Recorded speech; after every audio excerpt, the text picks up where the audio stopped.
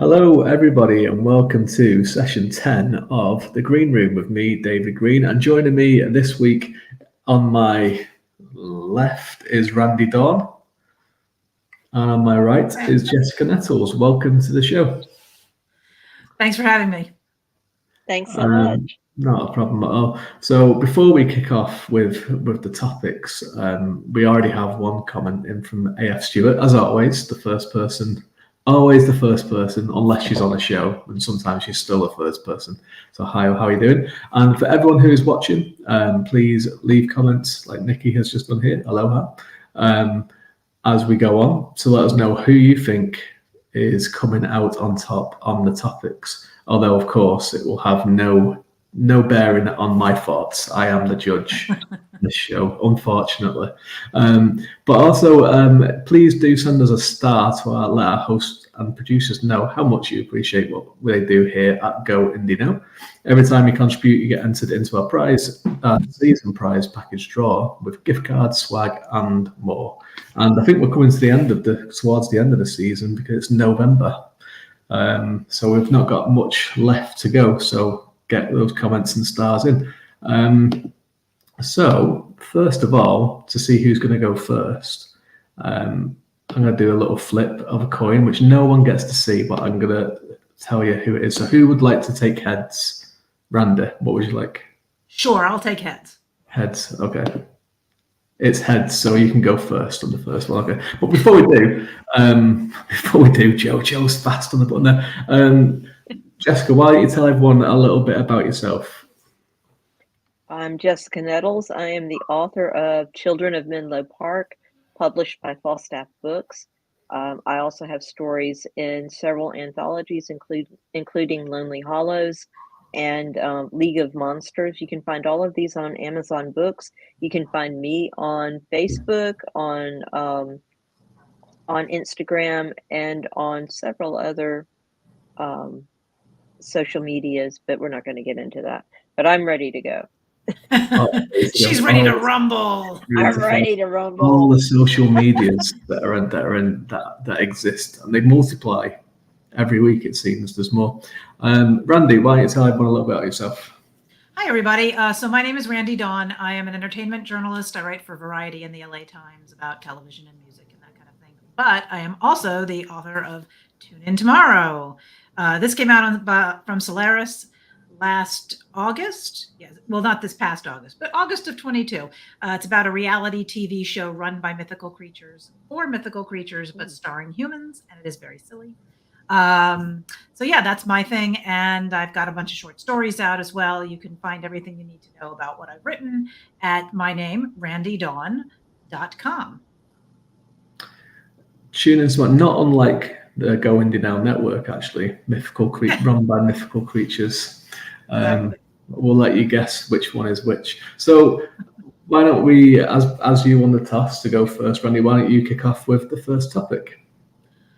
Okay, so my first topic is this. I have long had a bone in my teeth about best-selling authors, mostly mainstream general authors, who decide all of a sudden out of the blue or to write a speculative fiction novel. I think of people, and then that's actually fine. I don't mind. Anybody wants to write speculative fiction, they should totally go ahead and do that. I am open to anybody new who wants to give the genre a try because it's a great genre. It's such an open genre. There's so many things you can do about it. There's so many subsections, so many ways you can go to tell a story. And I'm personally not a real literary fiction person anyway, so great. What really gets under my skin is when these authors write these books, they become massive bestsellers, they win huge awards, and then the authors simply will say, oh, but that's not science fiction, or that's not fantasy. That's just me writing my books. I think it was Ian McEwan who really made me irritated. He wrote Machines Like Me, and then it was basically saying, this is not science fiction. And I'm like, you're writing about, robots and metal creatures and all of it. It's science fiction, dude. And I think when I this goes back as far as something like Vladimir Nabokov. He's writing in the late 60s about Ada, which is a saga on a parallel Earth, but it's not a trashy space opera as he said. And this whole idea of people who come out of nowhere and then co-opt the genre and make a lot of noise and act as though they are doing it for the very first time. Oh, what do you mean? I'm Cormac McCarthy. I can write an apocalyptic book about the future. It's the first time anybody will have been doing this. Well, he didn't literally say that, but the opinion of the tastemakers was very much like, this is so new and interesting. Whereas anybody who had actually read a few apocalyptic novels would see the very familiar tropes that he either was using knowingly or not knowingly. And I know this is going to annoy a lot of people because people love Cormac McCarthy. He won the Pulitzer Prize for The Road. And he's known for writing in a bunch of genres. And as far as I know, he never actually said, I refuse to claim this as speculative fiction. But he wrote it in a way that just really ticked me off because it was a lot of familiar tropes. And then he decided, no, that's not good enough. It's got to be arty. I'm going to take out the punctuation. Why? I mean, did it have to be E.E. Cummings? Why like, that doesn't even make logical sense for telling a story, no matter whether it's speculative fiction or not. It didn't make sense of the story. So that is, it's the slumming that they act like they're doing in speculative fiction, taking up all the air in the room when doing these kind of books. They descend from their ivory towers to grace us plebs in genre with their wisdom. The film of The Road is better than the book, I think. I'm just going to say that just so then people will probably disagree with that as well, but I don't care. I won't disagree with that. I won't disagree with it. That's okay. But I do actually agree with you on this comment. This is actually one of my major pet peeves in general. And I was recently on a panel at a convention where someone asked this question, and I went on a bit of a rant about it. So, what do you think about it, Jessica? What do you think about this topic? I have the same feelings that you guys do. Margaret Atwood, who I adore, I think she's a wonderful author, but she will swear that Handmaid's Tale is not speculative fiction. She will swear that Mad Adam is indeed not speculative fiction, and it is. It so is. Joyce Carol Oates goes out of her way to swear that she doesn't write ghost stories. And I'm like, well, then what the hell is it? What the hell is it? It's not just literary fiction, you idiots. Don't act like you're coming. It's the same thing. Don't come out of your ivory towers. It makes me crazy. It's the same fight that I had to fight when I was in grad school. And you've got these professors saying, oh, well, your stories just aren't good enough because they are genre. They are not literary. And I'm like, they're just as good as your literary trash. Sorry, they are. Better. All stories are literary. Why do Randy? Why do you think this is? Why do you think this happens so much?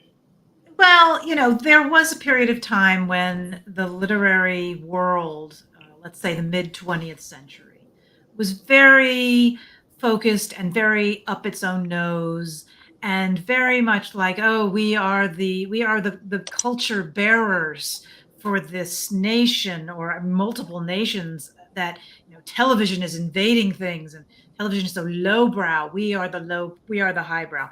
And when they would look, if they looked outside their little circles, they might see the rise of science fiction, the rise of epic fantasy, and they would think, oh, well, everything is either swords and sorcerers or space operas, pew pew pew. And I think you have to dig a little deeper to get beyond that obvious layer of what is science fiction, what is fantasy. So fast forward to like the 90s when urban fantasy breaks out, when the next wave of what space stories can be starts bubbling up. That's where I think people stopped looking and stopped trying to dig deeper and just said, "Oh yeah, that's either spaceships or it's swords." And I think that there's this sense that genre is lesser than in telling story, that it's all about language and character creation, and those things are utmost, and plot is kind of secondary. And I think also what we've seen in recent years is, at the risk of using a very overused word, the diversification of the whole um, all areas in which stories are being told in the first place. That has allowed more people to tell more stories, and it's not the same old people telling the same old stories. Mhm. So there are a lot of authors out there. I think everybody I mentioned happened to be a white guy. That was not necessarily intentional. Jessica came in with some really good women. But I think that when you're starting to see this diversification, you have people who want to be, I want to get in on this, but I want to do it on my own terms. Mhm. My terms are that it has to be literary or it's trash. Yeah. It's a funny one as well, because you get some people that not only do you have the cases of people coming down from, or say in their opinion, coming down from literary fiction to mucky themselves up with the rest of us, but you get some people that make their name in speculative fiction, and they still deny that they write speculative fiction. Like one of the ones that I always think of is Terry Goodkind, who ripped off the Wheel of Time. Actually, it's quite a blatant Wheel of Time ripoff, but also claims that he doesn't write fantasy. He writes stories about real drama, and with realistic characters. But one of his books has a talking dragon, and another one has a chicken that is the personification of all evil. And it's like, it doesn't really seem like it's really grounded and realistic. Sounds. And what's wrong with that too? Like, to me, Yeah. I mean, widen your audience. I don't think that most readers out there, most mass readers, are going to completely turn away if a story is speculative in one way or the other. I think that the kind of things that we have seen in the movies, on TV, that have been made from books, the things that have become bestsellers, I don't think people are afraid or concerned as much as they used to be about that kind of, about what genre they happen to be reading. So as authors, own it, broaden your audience, get more people to read all of your things, not just stay in where you think is safe New York Times bestseller, Pulitzer Prize, National Book Award territory. It's insulting to the readers as well, that love the genre. It's like, oh no, this isn't like the usual thing you usually read. This is better, And here's the other thing too. It's like, look, if they actually did it better, if all of a sudden one of these best-selling authors stepped forward and actually created a new trope, told a story in a totally fresh new way that we who are familiar with it had not seen before, props to you. That'd be great. I'm happy to see that. I would respect that. But most of the time, they're simply going. They don't. Territory. Right.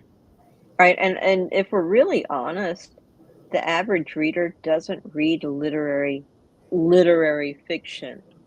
They're intimidated by it. What sells the best? It's genre. It's the stuff they feel comfortable and feels accessible. And it's going to be genre for the most part. That's why if you look at bestseller lists, but I have a whole thing about that that I'm not going to do tonight. Look at what's on the list. It's not these people that are grinding out literary fiction, generally speaking. It's the folks that do genre. It's Stephen King who does genre. How galling that must be, by the way, to them. That's got to be so annoying. You hear the professors talk about it, Stephen King. It's like, Steve's making a whole lot more money than you are, hon. And he's but it's not about the money. It's about a prestige. It's about changing the culture. Prestige. Well, you know what? I like feeding my cats, and I like, having money to spend on things like cars. Not that I'm making that kind of money, but you see my point, Yeah. Well, it's great first topic, and we'll have a look at we had a few comments in. And please, people that are watching, please leave some more comments. What you all think about this about Randee's one, but we've got a few here. A.F. Stewart, yeah, old genre snobbery. Shakespeare was writing genre, yeah, he was, yeah. He sure was. Phoenix, I would be an elf, a bald elf, yes, but an elf just the same. It's a snobbery and more telling of the way they view the world than anything else. Who cares what it's called? A good story is a good story, no matter the genre. My Country Canada has major buzz, so does Ireland as well. Everyone wants to be. Everyone's still like, well, Oscar Wilde did this and James Joyce did this. It's like, well, they've been dead a very long time. So let's move on from those people. Literary trash, yeah. They haven't written anything in a very long time. Yeah, they've been quite dormant for a while. Strange psychosis that these people in the literary camp stumble into. I must study their brains. I tried to read a Terry Goodkind book. It was dry and boring. It really is. Yeah, they're not very good. I grew up in part of society where reading the comics and the paper was considered highbrow. Yeah, me too, Nikki. Nikki reading the comics. We had comics in ours in England as well. We had lots of comics growing up, and I had nothing against them, but there were more ones like Doonesbury, for example, which I don't know how familiar. Oh yeah, it's very political, much more highbrow than what we would consider, say, comics to usually be. And I don't know if Gary Trudeau actually won a Pulitzer or something like that. I feel like he got some sort of really big award at some point. Well, the most popular comic strip in the papers where I grew up was one that was called Striker, which was about a football player that was the best footballer, and that was pretty much that's how highbrow it was in my area. But anyway, moving on to Jessica, why don't you take the stand? All right, so I'm going to move from our literary discussion to something that's probably a little more personal. I'm going to talk about people who decide that they want you to write their story. So this happens to be me more often than not. Somebody will come to me, and usually these people are folks that are family or friends. It's not even people that come up like in conferences or stuff. These people that know me, and they're not writers, but they come to you and they say, once they find out that you write, they want to share an idea, or they want to collaborate, or they want to share something with you. And what they really are saying is they don't want to do either one of them. They want to give you this idea, and they want you to work on it. They want you to do the work. They want you to write about it. And then they flatter you. Oh, you're so much better writer than I am. Oh, you can get this to the right audience. Your fans will love this, even if it's clearly not your story. So this is something that just drives me crazy. I don't know if this happens to everybody else. I don't know why people decide this is a good idea. But it's maddening. Why do people do this? I mean, I have a response for this. I usually look at folks and say, it's not yours. It's not my story to tell. It's your story. And then they get mad. But it's crazy. I don't need book ideas. I have enough ideas in the green room and enough characters in the green room with all the donuts that I don't need anybody else in there. I don't need your characters coming in and taking the donuts and the coffee. My house is full. Don't come to me giving me more things to do. It just drives me crazy. I don't know if that happens to anybody else, but it's something that's just maddening. So yeah. Very good. Randee, has that ever happened to you? I bet it has. So here's the thing. It's like, you never hear somebody walk into a cocktail party and say, oh, yes, I'm a neurosurgeon. And somebody comes up to them and says, I've always wanted to do that. Writing, on the other hand, you mention you've got a book, you've mentioned you write, whatever. Somebody invariably, maybe not the first person, but somebody's going to come over and say, I always wanted to write a book. And you're like, fine. I mean, go with God, go right ahead. But yes, the next step after that, because once you actually clue them in into how challenging this will be, the next step is, oh, I can't write. Why don't you take this idea? And, Yeah. it's kind of like my larder is full. I mean, I don't have enough hours in the day or probably years in the rest of my life to do all the books that I have somewhere planned or plotted. And, but I think the thing is this comes from a place of ignorance because Yeah. we teach kids throughout school how to write, right? Like they have to write essays, they have to write test answers, they have to write a little bit. So we give them sort of some basic tools, and then they leave school, or maybe they're still in school and they think, oh, that's all it is. Yeah, that wasn't too easy, that wasn't too hard, but I could do more of that. I could make that work. And they have no idea what it takes. No. I don't think I've ever heard somebody come up to me and say, yeah, I tried writing a book and I got about halfway through and I just said, this is really hard and I have a brand new appreciation for what you're doing. And, I will never bother you again. For some reason, that doesn't happen very much. No. It's happened to It's me always twice. let me dream. Yeah, Go it's ahead. happened to me twice recently. I've had a couple of months apart, two people say do this exact thing where it's like, I've had this idea. Why don't you? And they tell me the idea, and like, why don't you write it? What are you writing at the moment? Well, I'm writing. I write fantasy. It's like, okay, well, why don't you write this instead? And it's like, well, no. I think there also is a disconnect too, because people think that the story is simply this ABCD linear thing. And if I wrote the story, it would be exactly the same as if David wrote the story or if Jessica wrote the story. And until you've actually sat down to write something like a short story or a novel or a novella, you don't understand how personal it is, whether or not the reader ever understands how personal that is. Every one of these pieces of art that we are creating is personalized as we are writing it. So I could take your story, but it's not going to be the same story that you would write. Mm-hmm. And it might not even be the same story you thought it was going to be. And I think most people who haven't done it, they don't get that particular side. Mm-hmm. Right. And the idea of collaboration is completely off their. They have no clue. They don't understand. You actually have to work together, and if you're going to come up with a story together, it doesn't mean that one person sits back and just tells the other person what to write. You have to work together. You have to think about these things together, and you have to create a unified voice. There's a lot of work that goes into collaboration. As someone who has collaborated, and you have to pick that collaborator carefully. Mm-hmm. Jessica, before we move on to topic 2, have you ever, when this has happened with someone's caught with your idea, have you kind of like, when you've been thinking about it, you're like, actually, this is quite a good idea? No. No. Not ever. If I can add just one other, I'm sorry, go ahead. I'm sorry. I'll go ahead.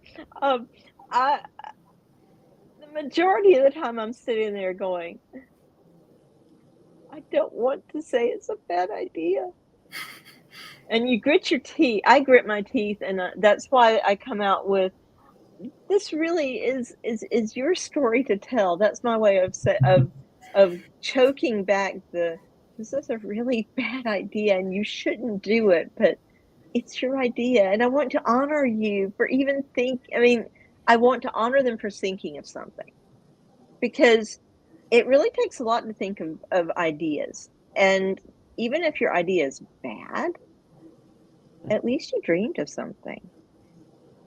And sometimes what I perceive of as bad, maybe it's just bad execution. Maybe the idea itself is not bad. It's just the execution of it. And it could be a mixture of execution and me going, don't voice that thing off on me. It could be irritation too. So that's why I end up saying, this is your story to tell and not mine. That's better than saying your idea sucks and you shouldn't do it and you shouldn't throw it on me. I try to be gentle with people generally because, Yeah. They may not think that that they have an idea that's really going to win the Pulitzer Prize or whatever the big prize of the moment is. I don't think they really come to you that way. More often I get things about memoirs, like, oh, I have a very interesting story of my grandmother and how she came to the US or something like that. And that may or may not be a good story. And I always encourage people, look, this is your story to tell. This is the thing that you should learn how to do, but it is not an overnight process. If you want more of an overnight process, Right. pay a ghostwriter. But other than that, this is your thing to do. I try to be careful with them because and on the one hand, there probably are very stupid ideas, but at the nascent level that they're coming to me with the idea, I can't even tell if it's a stupid idea or not. It's just an idea. Right.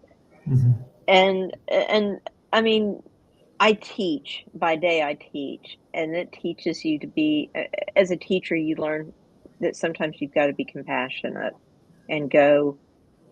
You're trying, and so you put a smile on your face and go. Just keep trying. It's going to be okay. I'm just not the one to help you. Yeah. Excellent stuff. Okay, so everyone who's watching, please, as we go through your comments now, please let me know who you think came out on top on topic one. Although I will not reveal it now, I will reveal who was one at the end when I think about it when Joe is playing a trailer. So it gives me a bit of time to consider. But let's have a look at the comments for now. So Nikki says, in my experience, it is a knee-jerk reaction, an effort to connect on the part of the person who wants me to write whatever. Yeah. It's a refreshing change for screaming and running. Jonathan says, is it maddening though, or is it flattering? Could be both. It's just a matter of perception. Could also be that as well. I would actually just bounce in on that and say, look, it's not that it has to be maddening or flattering, but honestly, if you really want to talk to an author, ask them about their work. Don't turn it around and say, hey, I have this thing. They want to talk about their work. Yeah. Anita says, my answer would be, yeah, sure, I can get your idea in about 10 years or so. I love Anita. Bad ideas are subjective Sharknado. See, a lot of ideas start off as bad ideas though as well, but you work on it for a little while. You toss it around in your head and you kind of develop it, and then it becomes, a good idea. But sometimes when people come up and say, here's my idea, they've not really thought about it other than like the surface level idea, which is why it doesn't really work. Right. Sharknado is a bad idea. It's just a bad idea that made money. So yeah, maybe had a niche. This is gold. And Joe, are you really trying? Or you just say you want someone else to try? Yeah, that's it. So yeah, everyone, please let us know who you think came out on top in topic one, and we will move into topic two. Yeah, and because Randee went first in topic one, it's Jessica's turn first this time. Me again. All right, so writing is a solitary act. How many times have you heard it? I've heard it a lot, but I think that's just a bunch of BS. It's not a solitary act. It takes a lot of people to put a book together. The actual sitting down and putting the words on the page, yeah, that's a solitary act. But when we say writing is a solitary act, it gives a lot of people the idea that only one person is involved in the creative process. And that's just not true. There's so many other people that are involved in getting a story put together in a way that before it gets out into the public. There are editors that are involved. There are readers. If you're doing any sort of writing with a goal of getting it out to the public, you're going to have beta readers. So you've got people reading your stories really early on. I know I do. Your friends who you talk about your ideas and drive them crazy at dinner, guess what? They're part of that process too. Your editors, hopefully you're using editors and you're talking to them and you ask them questions and they ask you questions to make sure that your stories are actually making sense. Lord knows I need those too.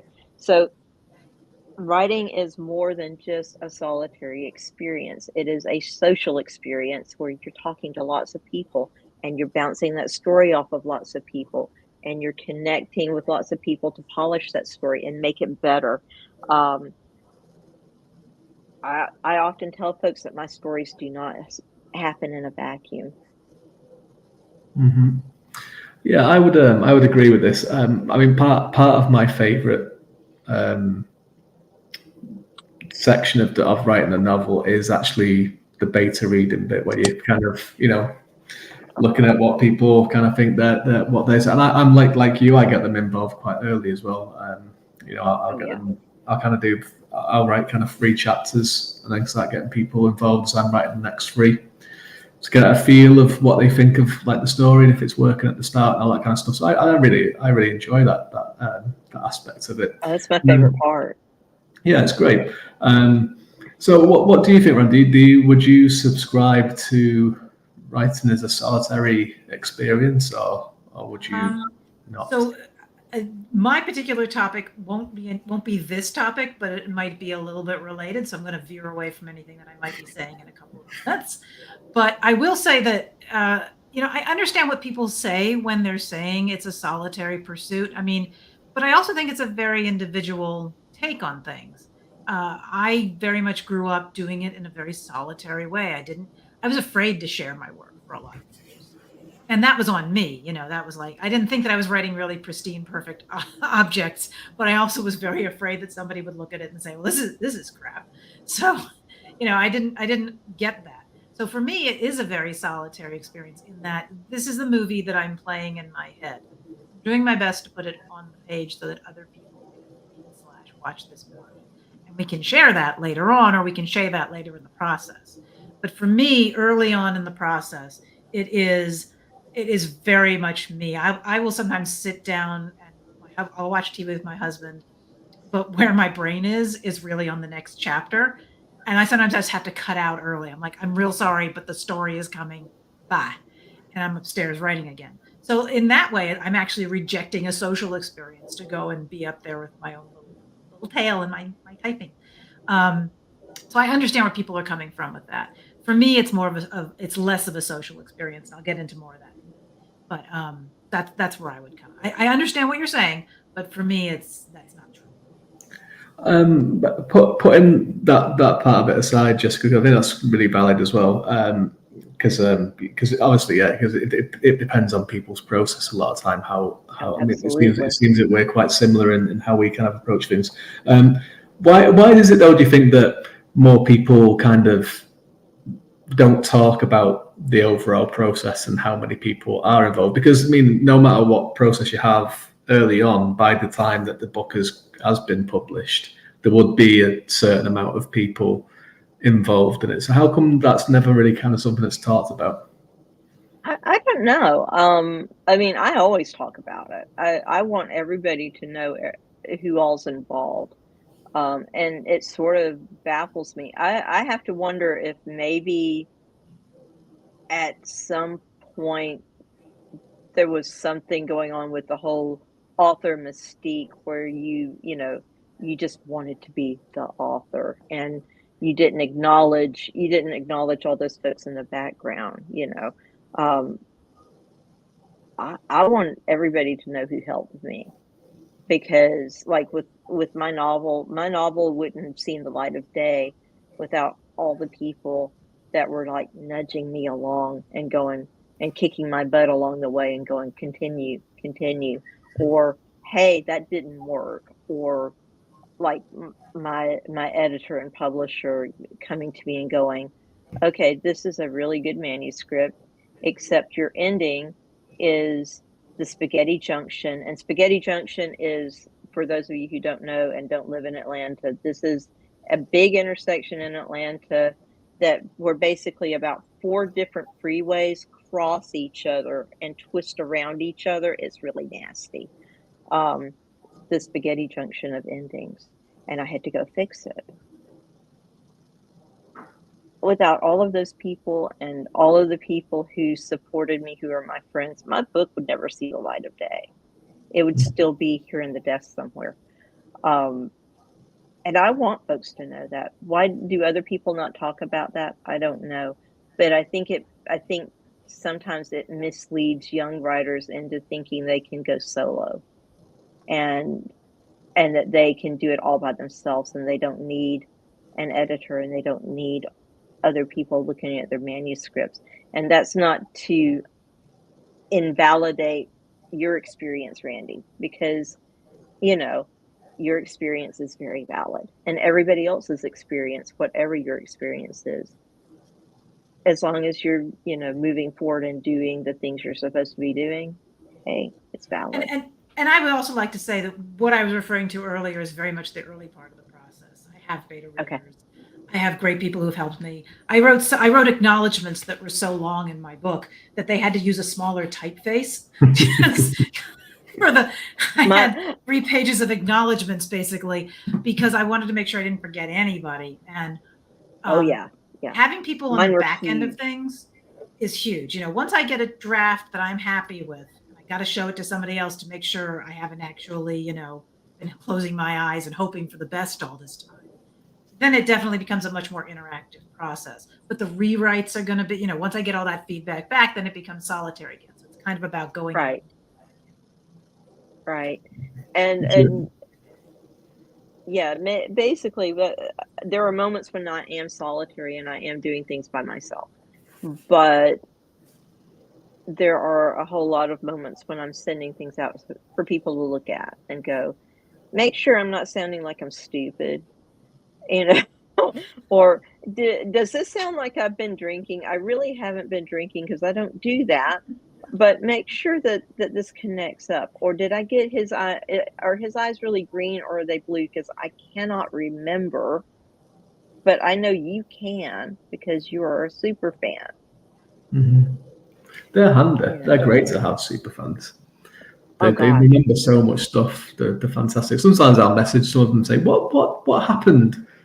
Do you remember this?" And they're like, "Yeah," straight away. Like, bam. Yeah, it's on page so and so. Yeah, I've already got super fans telling me what I should do next. I'm like, no, I'm not going to do that. And I should stop that. But do help me, you know, remember certain things because, honest to God, I don't remember everything. I really need somebody to write a Bible at this point. And I've only got one book, but I still don't remember everything. You know. By the way, I feel like Spaghetti Junction is something that lives very close to the Callahan's Saloon from the Spider Robinson novel. Those two things be very close. There's a Spaghetti Junction in Birmingham in the UK as well. So there must be one in every country, you know. There must be. There must be one, yeah. That's what I thought you was going to say. But anyway, let's have a look at the comments to see what people are saying about this one. So Nikki is saying she's going to on about burning something down. Yes, that's what she's a pyromaniac.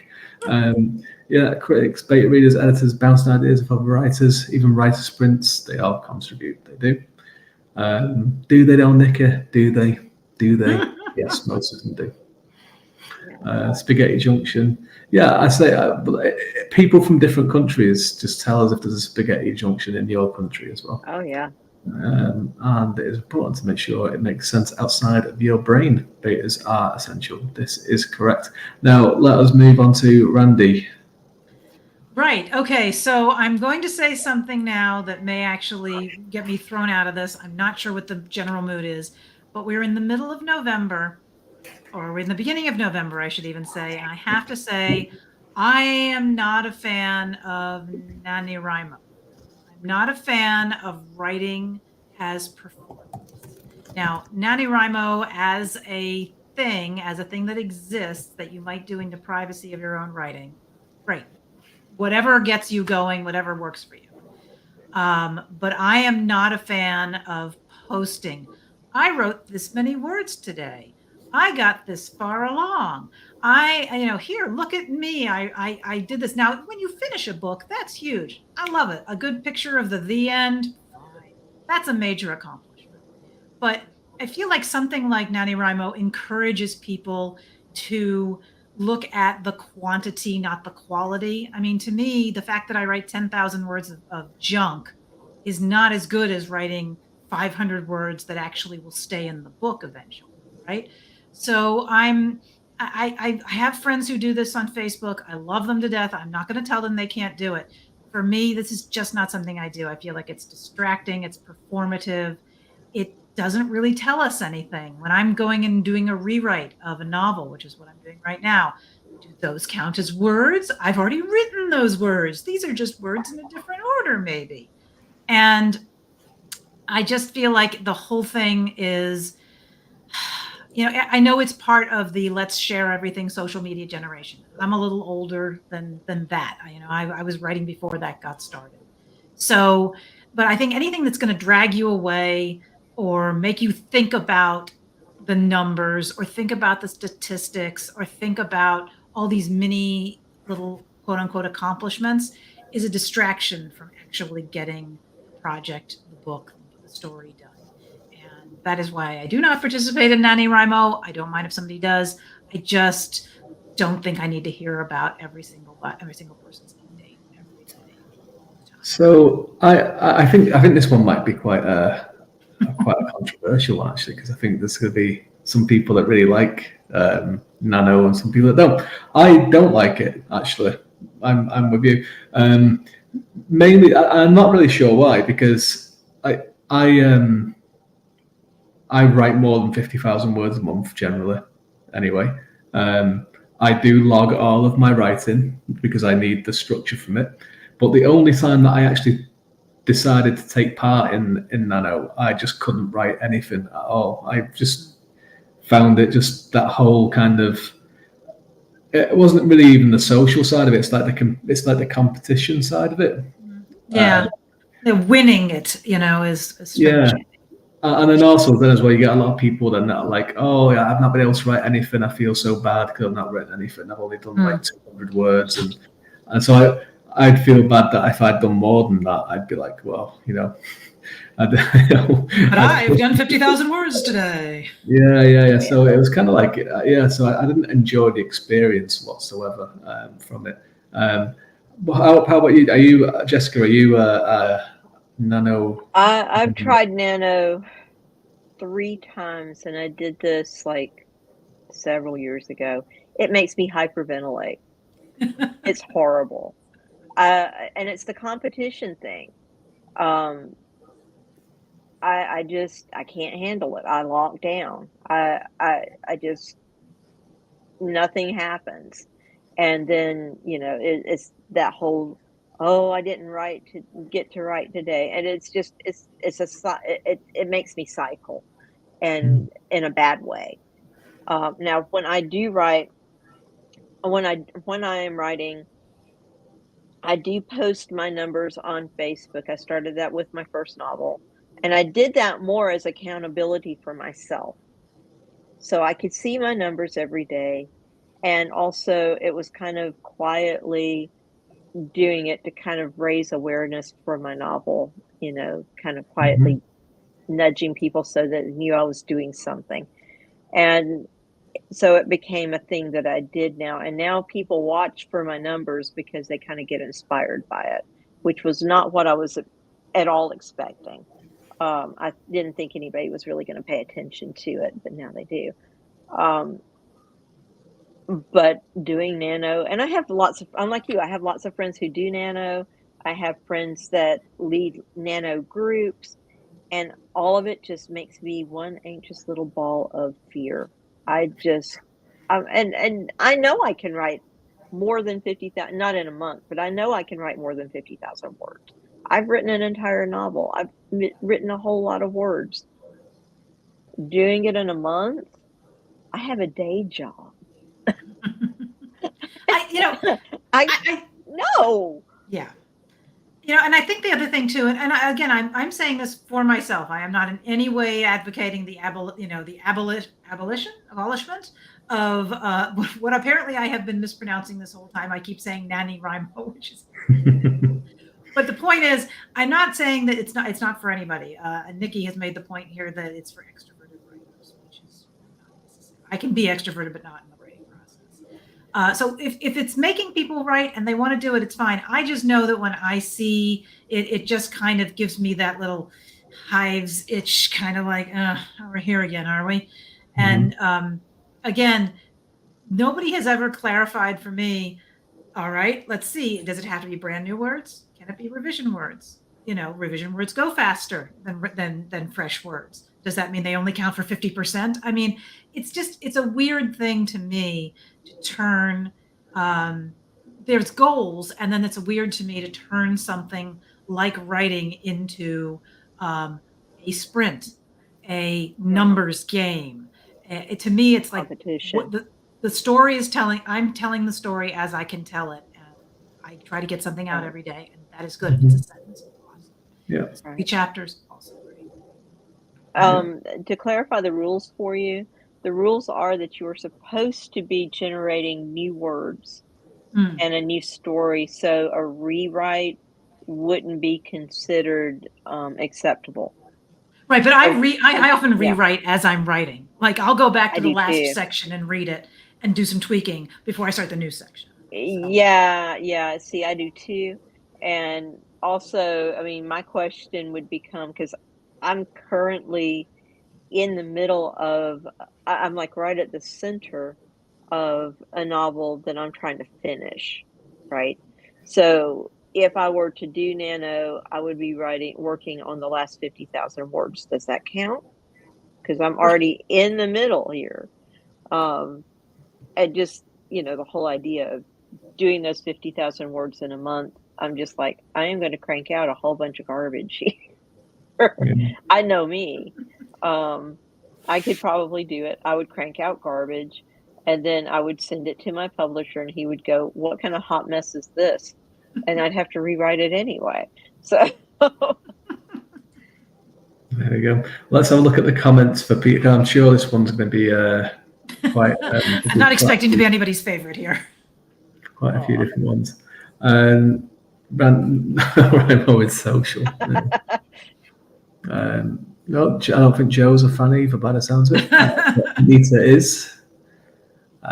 Whatever helps people get to the end is a good thing. Unless the end is awful. For me, it's like the function of the church. It's great socially, but let's be honest, does it make you more or less spiritual? Like, does NaNoWriMo make you more or less of a writer? Anita's going for it. She loves it.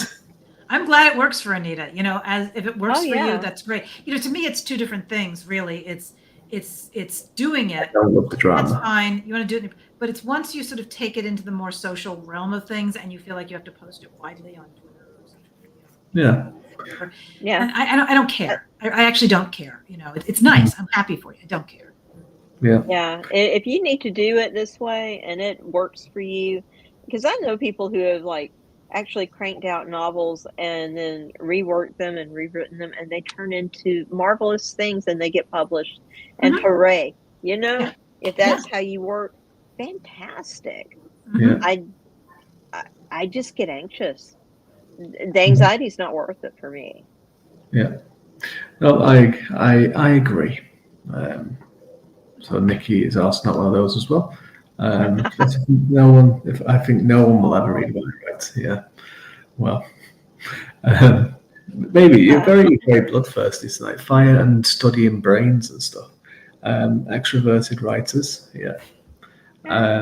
I have done 50,000 words in a weekend. Yes, this is true. Holy crap. For the rest of us that can't write like demons, Nano is a good way to finish. Nobody checks. They're called Nano Rebels. It's like a splinter group. It's subjective. That's true. And we are about to move into the end of this show. So before we do, please again let us know who you think has won in topic 2, and we will move into topic 3, and Randee will be going first. Right. Okay. So again, another sort of maybe controversial thing. I am wondering just why we need traditional publishers. I have published my book. My first novel came out from a large indie, Solaris, and the fact is, they're nice people. They gave me some good suggestions. I know we were in the middle of COVID, but honestly, I have been doing 95% of all this marketing. I wrote it. I got it edited separately.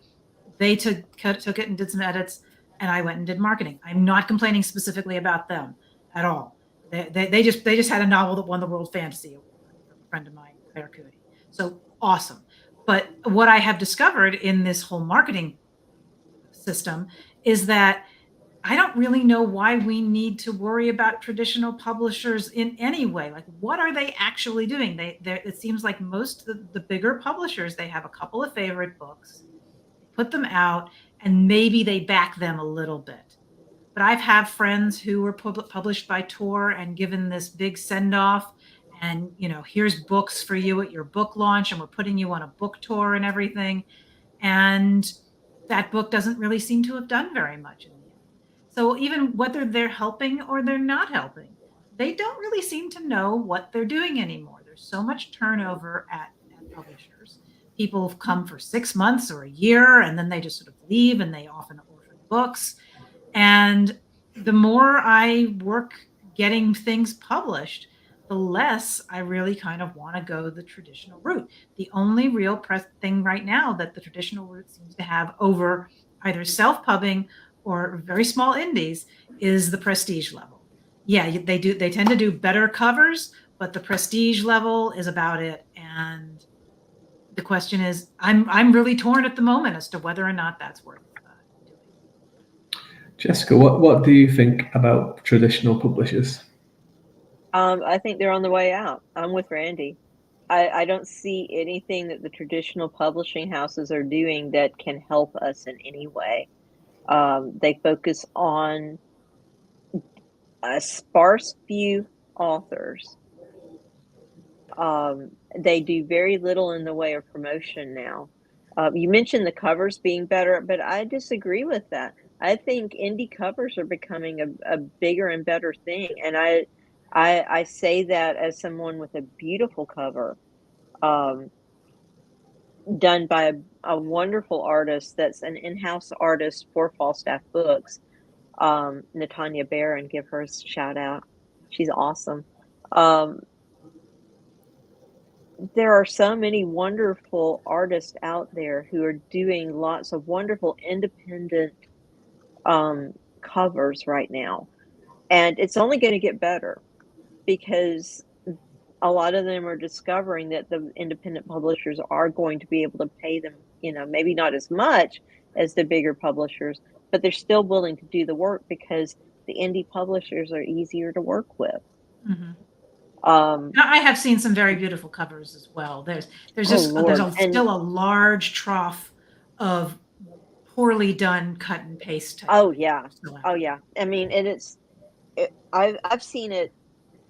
I've been dealing with and talking to people in independent publishing now since about 2016 or 2017 now.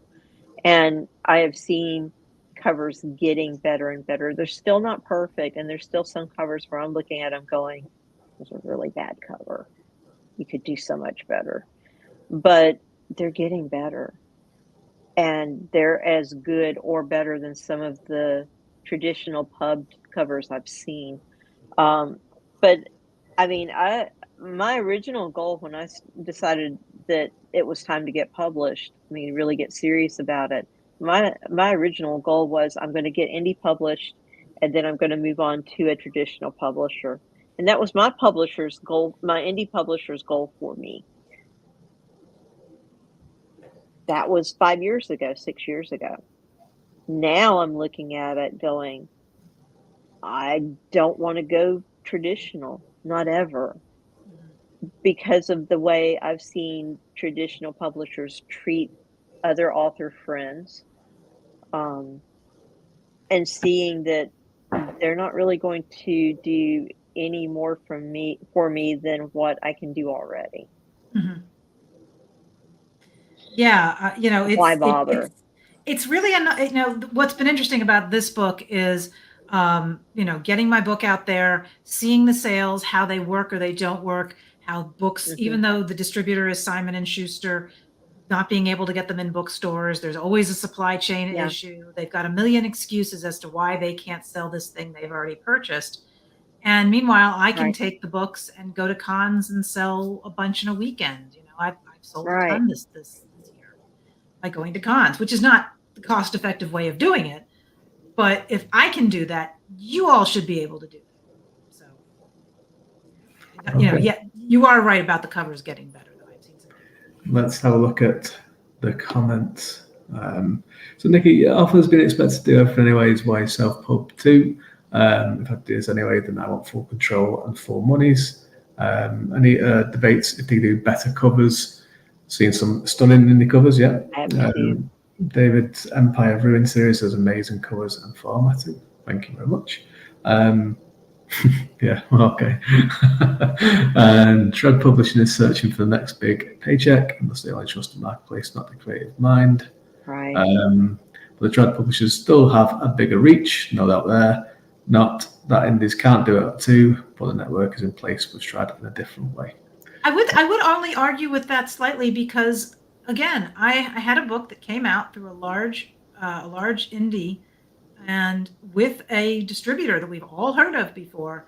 And that book, they could not, from like practically the month after it came out, I was having friends who would go into Barnes and Nobles and say, I asked for it. They'd say, but there's none in the warehouse.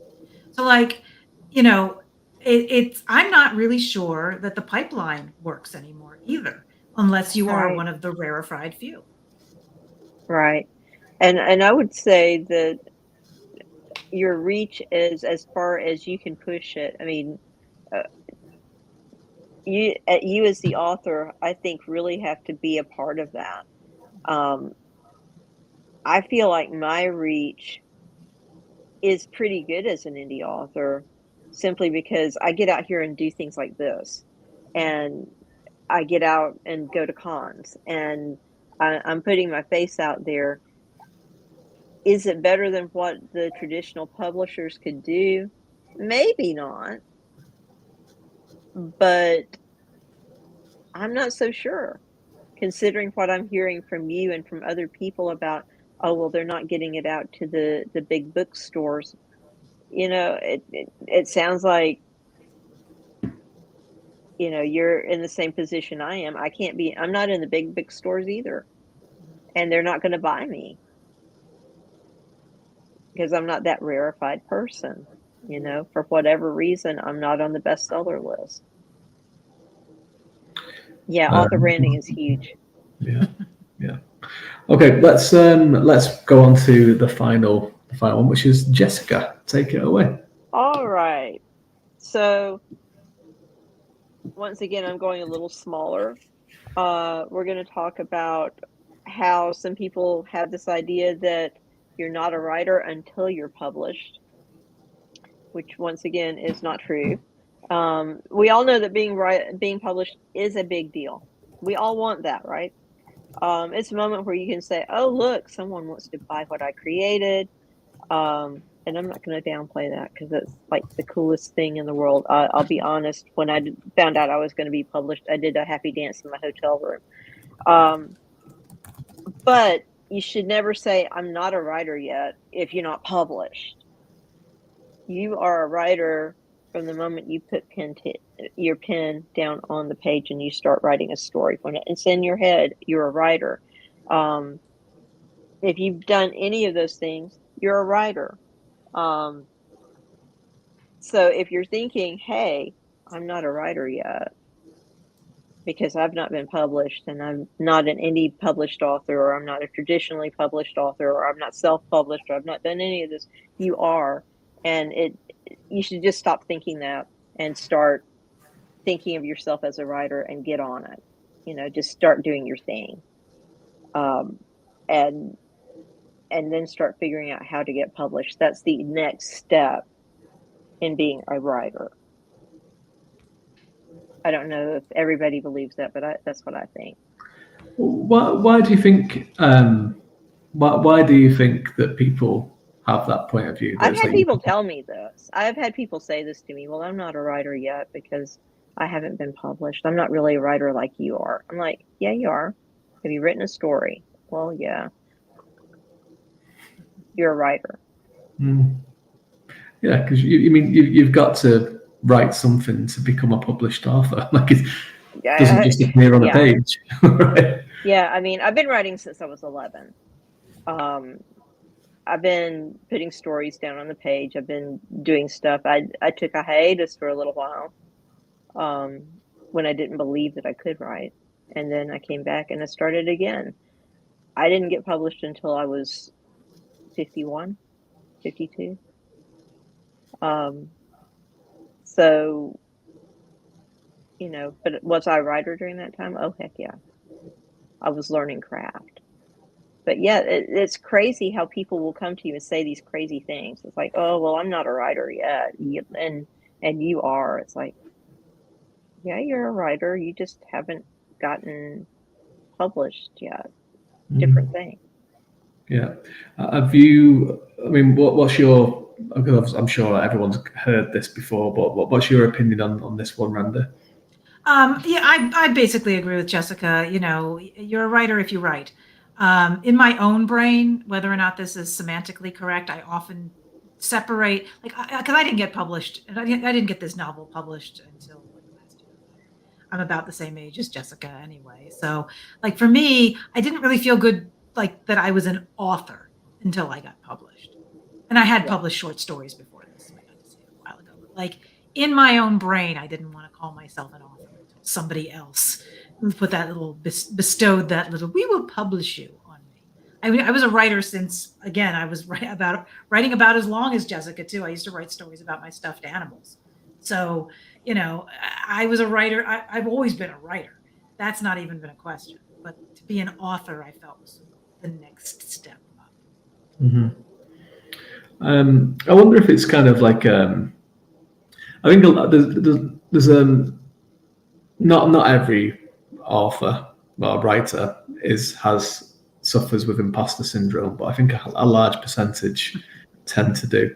So I wonder if it's kind of like it's part of that as well, where a lot of writers will say, I'm not actually an author until I publish, because it is that kind of imposter syndrome that comes into play as well. I think so. Well, yeah. The industry doesn't exactly support that either. The way this industry works is when you publish a book, that the only thing that matters is, did that book sell well enough that we want to then publish more of you? So you kind of start all over again. It's like, I'm an author for this book, but for the next book, I'm still a writer until somebody wants it. It's like you keep bouncing back and forth. That I can see where the imposter syndrome comes from, not just from in our own heads, but the way the industry teaches. Oh yeah, and I mean, it's a constant struggle. I don't know. I haven't met an author yet that does not have imposter syndrome of some sort. And if they say they don't, I say they're lying. Because everybody has that moment where you're staring at your screen or at the page going, I don't know if I can do this again. I mean, I spent this whole past year, writing short stories because I wasn't sure I could write a second novel. I'll be really honest. So I hid behind my short stories. I'm like, it's such a massive undertaking. It's like such a massive undertaking. It's like, on the one hand, I know that I will enjoy it when I'm in it, but it makes you a little bit queasy almost to be like, oh, I have to start from scratch all over again. Oh yeah. And I've got other friends inside of my publishing house, and they're like cranking out the novels. I'm like, I've got novel 17 coming out this month. I'm like, damn, and I was like, I'm just trying to get the next novel out. Oh my God. Meanwhile, my publisher's like, you're going to be fine. I'm like, but am I? Am I really? Am I really? Yeah, I'll keep quiet about the two books that I have coming out on the same day next month. So. Oh man. I wrote them both last year, so it's fine. I didn't write them this year. Okay, let's take a look at the comments before some fool has to decide who's the winner tonight. External validation is the bane of all of us at some point. That is true. Well, for the folks that are of Jessica's second topic, they might think they are writers but haven't written a word because they got an idea. It's true. Yeah, I heard it a lot. And sometimes the other way around as well. No one will ever see about 65% of what I've written before and in the future, but I wrote it whether you think I'm a writer or not. I did. Yes, exactly. Okay, so before I have to decide who has won this, please let me know in the comments who you think has won on this one.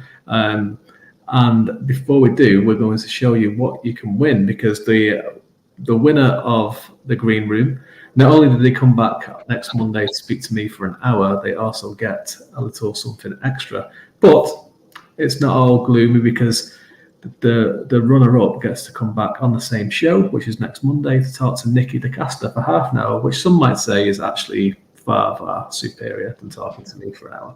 So, Joe, take it away. They can never know what I am or what I do. They can never know, and that's why I stay away. It's a pledge I took a long time ago when I realized what I was capable of. Kind of like the Hippocratic Oath. First, do no harm.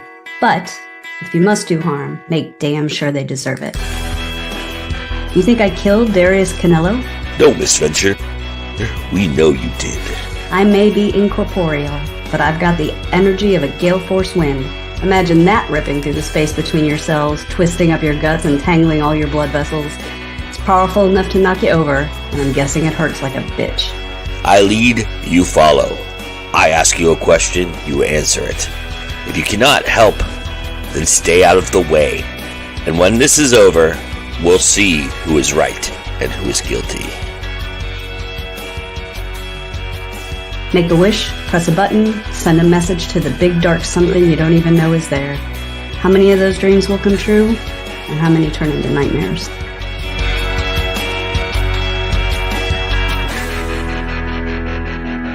She's not a killer. She's more of an accident waiting to happen. Did he just make a joke?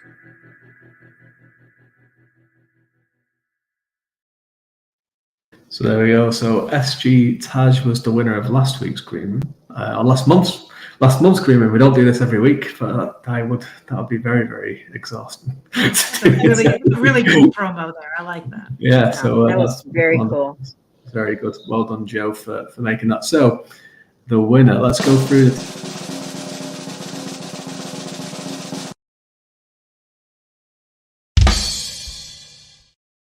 I wasn't expecting that. And the winner on this win, it's a really close one. I've scored it at 2-1 in the favour of Randee Dawn is this week's winner. Wow! I never win anything. Thank you. So my work on this one is round 3 went to Jessica. I agree with the not right until you published. But then the previous 2 rounds I scored Randy's way, unfortunately. So that is the way. Not unfortunately at all. What? Unfortunately for Jessica, and unfortunate for me for having to make a decision. But I enjoyed all, and they were really, really strong topics, and I think people will probably disagree with me. I think as well. Well done, Jessica. Though I thoroughly enjoyed all of your topics. I enjoyed yours as well. So there we go. It's so hard when we all agree with each other on so many different things. But I really thought I would divide the room on the don't tell me how many words you've published. Yeah, I think if it was a different person doing this, if it was Anita Stewart, for example, right? Yes, Anita would have my hide. Yes, but thank you both for coming on. Thank you for your great subjects. Thank you for everyone who watched and commented. And we will be back on Wednesday evening in Basking in the Evergreen, where I will be talking to Randy for an hour. Nikki will be talking to Jessica for half an hour. And thank you all for coming on. And it is always time to go in the now.